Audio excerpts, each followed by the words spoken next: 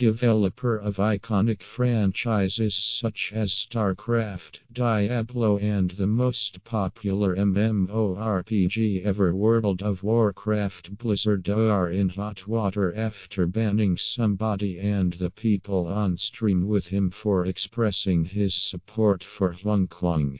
This move has been to appeal to Chinese censorship of viewpoints they don't like.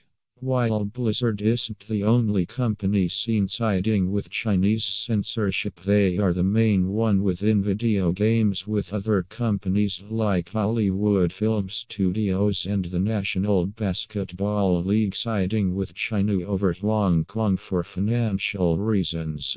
In short, steps need to be taken to ensure China's dictator-like rules aren't spread around the world.